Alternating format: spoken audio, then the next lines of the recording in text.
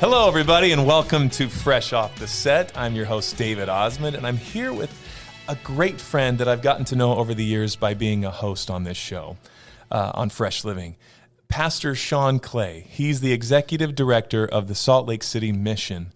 And I'm going to let him explain exactly what they do, because there's a whole bunch under the hood. But ultimately, at the end of the day, he's just the kind of guy that lights up a room. He walks in immediately like best friends for life. Like, wow. Yeah, who is this guy? Like, he has so much joy and exudes that.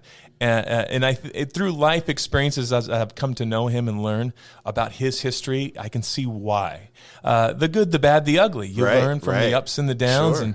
And I just wanted to invite him to come on the podcast because his life experience is something I think we can all learn from, and then be able to also, especially those that see someone that is less fortunate, or someone that maybe you might turn a blind eye to, you might take another look, because as the human element, we connect on that, and as children of a heavenly Father, as we believe, and Shawn and I have been talking about that.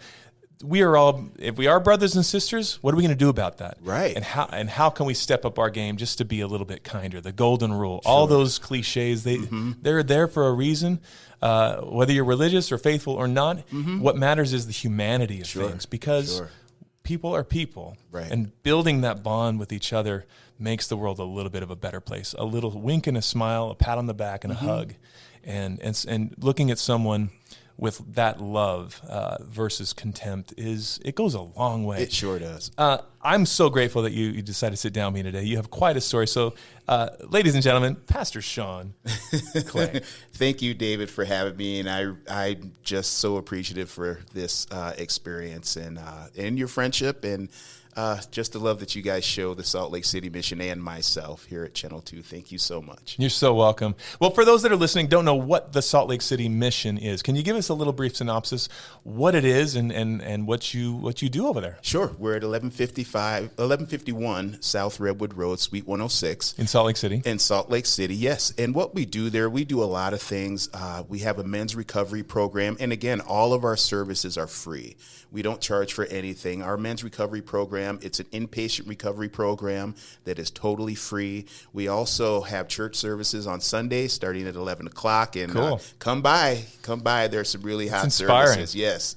And we also do Bible study, and we do Bible study Monday through Friday at 10 o'clock. That starts, and anybody's welcome. The public, if you want to come in and just check it out, you're welcome to do that. We serve breakfast at the mission every morning.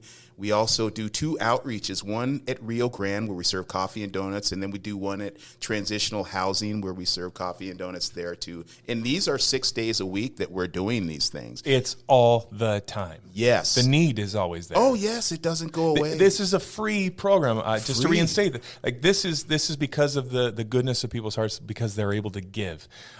You said the men's recovery program. Yes. You have the food insecurity program. You have clothing. People donate their clothing, and jackets and gloves and beanies. I mean, it's getting cold here. It really in is, Utah, and there's homeless, and there's people living on the streets, and to not have that. And for you to provide that is a massive game changer for so many lives. It sure is, and like I was saying, I've been there.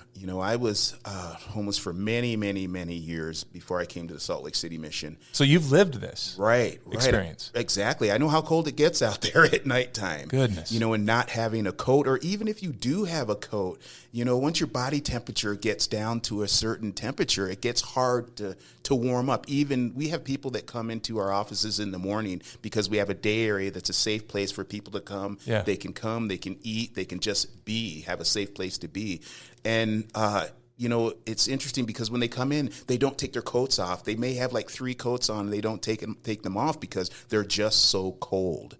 And they've been out all night long. And so the need for coats and things like that at this time of year is so great.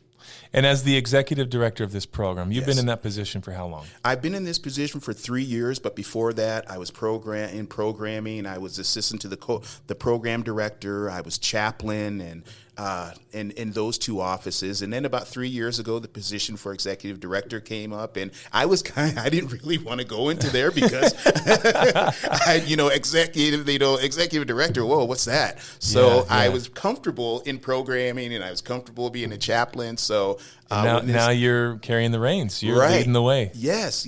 And it's such a blessing because coming through the program in 2008 and now leading the Salt Lake City mission. So it's really a blessing to come from nothing at all, really, and to come to where I am today. And I'm just so thankful and so blessed, and I thank God for what he can do in our lives if we let him. Amen to that. You're from Syracuse, New York. Yes. You've moved around a little bit. You ended up in Oklahoma. Well, from New Hampshire is where you're at. Yes, I was born in New Hampshire. Yes, and then Syracuse, from New Hampshire. Yeah, Syracuse, New York, and went to Oklahoma. And then you realized, if I understand right, 1995 is when you said, I heard there's jobs in Utah. Yes. And tell me a little bit about that journey and what brought you here. And then ultimately, like you said, 2008 is when you entered the program. What does that journey kind of look like in your mind, and how did you get here? As I look back now, I can see how things lined up in order to get me to where I am now, but going through it in real time, you don't see that. So you're right. I started out in New Hampshire, Portsmouth, New Hampshire. Then we moved to Syracuse, New York. And then in my life, by the time I was, I believe, 18, I had been in so much trouble that I did a year in Janesville Correctional Facility, got out at 19, and my mom was like, you're getting in too much trouble here. You need to go to Oklahoma and live with your dad. So I was on a plane the next day, went out there, and, things weren't perfect out there either. So, I traveled around and was homeless, and, my addiction was full grown. Wow. And I heard about Salt Lake. And I believe it was my destiny to come here. So I came to Salt Lake, and I still had my life-controlling issues. I still, was homeless and things like that. So, and then I found myself to where I was still on the streets and, still doing things. And I ended up going to prison out here. Okay. And, to Draper. And I believe that was in 1999. When I went to prison, and I went for 0 to 5, and I got out, but and then I still, didn't have, I still didn't take care of my life controlling issues, and came out of prison, had nowhere to go, so I went to a halfway house, and I still never addressed my trauma, I still never addressed my my addiction. And so what ended up happening was years later of being out on the streets and things like that, I ended up so low at, people say, what's your lowest point? And I had lowest points. I didn't just have one. It wasn't a rock bottom. It was, you were smashing through floors. Right. And and it was my normal. It became my normal. I got used to being there, and then I realized, and again, I thank God that he's a God that speaks, because he would tell me that your life's never going to be right till you come to me. And I just one day through all those hitting the floor over and over. Yes. You could feel that. Yes. And so after that, like I said, I left Salt Lake, went to Oklahoma, and then I came back in 2008 to Salt Lake, and I only left here for a year. And I went out to Oklahoma. I was living with my dad, and a church came through passing out water. and that's why outreach, is very important. Meeting people right where they're at is very important. Yes, sir. And so they passed me a bottle of water, and the pastor goes, God wants to bless you. And I'm like, who are you, and how do you know? But he seen something in me, and he kept coming back and kept talking to me. I ended up going to church, and I ended up getting saved. And I stayed out there for a year, and I came back. And this is where somebody told me about the Salt Lake City mission, because I never knew anything about any of these places. And so someone told me about the Salt Lake City mission. I started going to Bible study, and then they told me about the program, and I was kind of like, I don't know. And then one day I was leaving, and I said, you know what? I need to just go back in there and get in the program. So I turned around, went back in, and joined their recovery program. And made all the difference. Yes, it did. Yes, it did. They met me right where I was at. They loved me just where I was at, and that's what we all need. People just didn't meet us right where they're at and not judge, but love. Yeah. So that really made a difference for me. And no filters on the eyes, too, just to pull that wool off and say, this is reality. This is where I am and where you are, and let's come together as all of us imperfect people trying to find a path and find a little bit of happiness, find a little bit of joy, and then just reach out. The fact that just a simple water bottle started this whole thing. Yes. That's amazing. Yeah. The butterfly effect of that little moment to where you are now affecting the lives of so many people. Yeah, a 50 because cents of that bottle one of water. small act. Yes. That's awesome. Yeah, and it just goes to show we don't have to do huge things. Just small things, as you were saying, just passing someone a bottle of water. Just to be seen. Right, exactly. And showing kindness. And that's what I love about Salt Lake. I love this valley. I love this city. I seen the heart of this city, and I see the heart of this city. And I'm so thankful to be here. I'm so grateful you are as well, and I'm so grateful to know you. The history of the Salt Lake City mission is 38 years running. Yes. It's an everyday battle, but it's an everyday challenge, but also a triumph. What was the genesis of this? Who started the Salt Lake City mission? Okay, Pastor Wayne Wilson and his wife Monica. First, Pastor Wayne started it on his own, and then he got married, and Monica Wilson, his wife, came up beside him and just did amazing work in this valley. So are they from Utah and they saw the need? I believe Monica was from Hawaii. She passed, but and Pastor Wayne is retired. But I believe Pastor Wayne is from here. Yes, he's from Utah. Okay, he's from right here. Yes, good. That's amazing. Good on is. them. That's incredible to start this, see the need, and then do something about it. And I'm sure as you've probably interacted still with Pastor Wayne. Most definitely. He must be thrilled with yes. the accomplishments you're doing now. It's carrying the torch forward. Yes, he is. He is. And Good. Also, I mean, thousands and thousands, I would even say tens of thousands of people have come through the recovery program and also just come through our doors and find the Salt Lake City mission a safe place to be. And that's one thing that I'm really making sure that it will always be is a safe place for people to come, just like they are, and meet them and love them right where they're at. What do you think, coming from being homeless, substance abuse, of challenge, and going from as you said, nothing to nothing, and not having anybody? What do you think, having been there, what's the biggest misconception that people might have about the homeless, about those that are needing a hand up? What do we not see? I think that we can kind of, not understand it and not look at at the person and realizing that, maybe they experience trauma, that has them out there where they're at. And, the things that we see are just manifestations of the wounds that they have. See them as people and wonder what brought them to where they're at. What happened in their life, what happened in their childhood, what things have they experienced? Because not everybody is on the streets because of drugs. Some people are on there because they couldn't pay their rent. Yeah. Some people are on there because they don't have affordable housing. Some people are on the streets because of their house burnt down. They've been kicked out. There's all kinds of reasons that people are on the streets, and it's not. But we see, the manifestations of the problems. We see the drug use and things like that. But a lot of people that are on the streets didn't start out like that. Right. It's easy to put people into a box and just think what we know. Everyone has a story. Everyone has a book inside them. Has something to tell, something to learn from. Most definitely. And we're all still writing that story. And as we put our pre-assumptions down, as we have a little more empathy, a little more compassion. Yes. We might see the person. We may see God in that experience and feel that same thing that you felt, that him talking to you, of that you have purpose. And feel that pulling to do something also, because a lot of times we can, we'll drive past people and we'll see, people struggling and just look at the struggle and look where they're at now.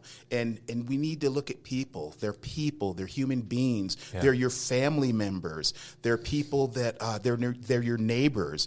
They're people that have a story, and just one snapshot of where they're at in time right now really isn't a good service to ourselves or to other people, because as you hear my story, people do change, and they can change. And with God, all things truly are possible. And so that's why it's so important that we meet people right where they're at. And I'm not just saying the Salt Lake City Mission. I'm saying the public also. Yeah. You know, us as what we call the residents of Salt Lake City. What do you call them?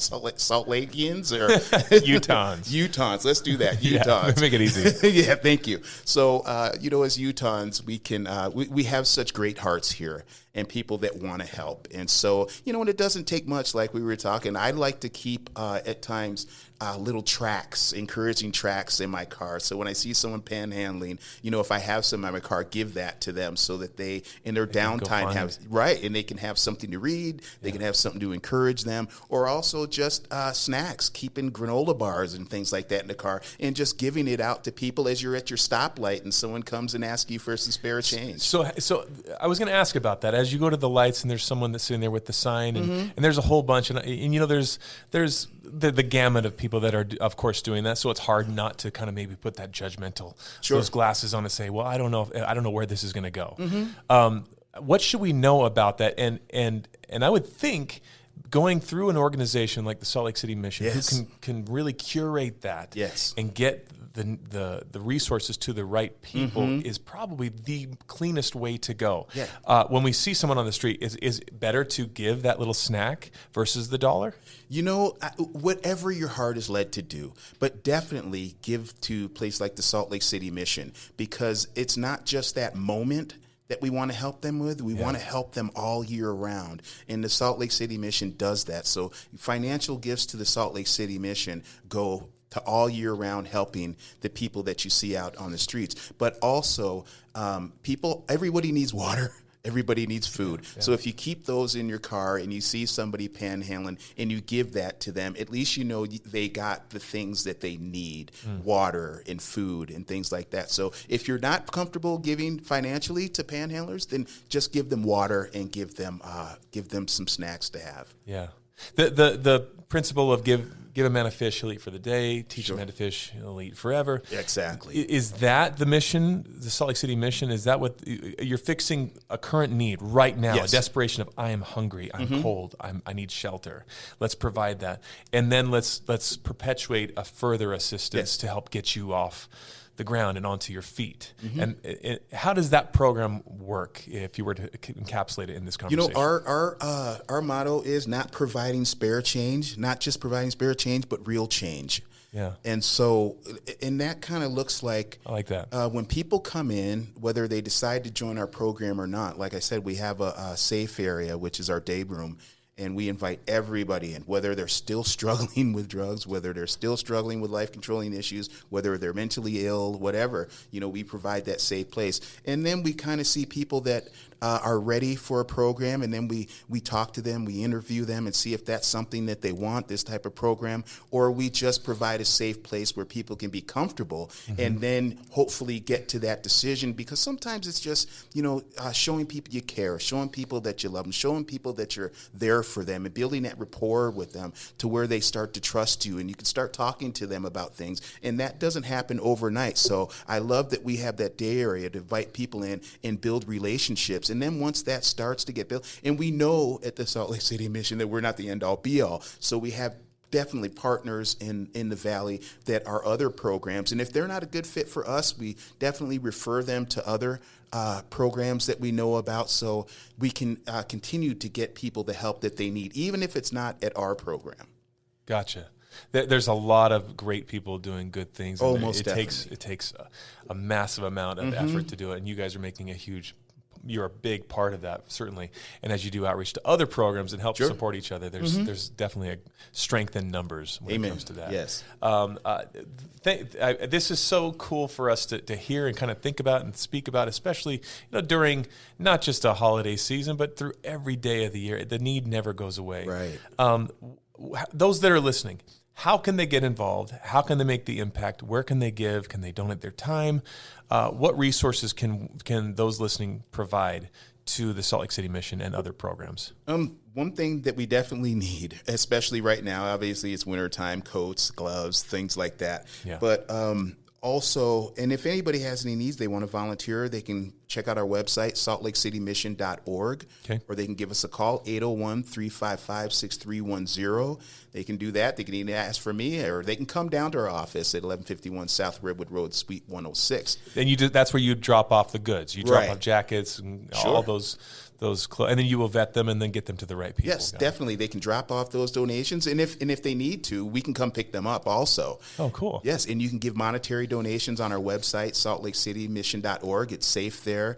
And I'd love to, if anybody wants to come down, just ask for Pastor Shawn. I'll take you on a tour and show you what we have. And it will be well worth the trip, I promise you. Yes, to anyone listening. Pastor Shawn Clay is truly a great person and to be admired. I'm so grateful for this friendship. Thank you so much.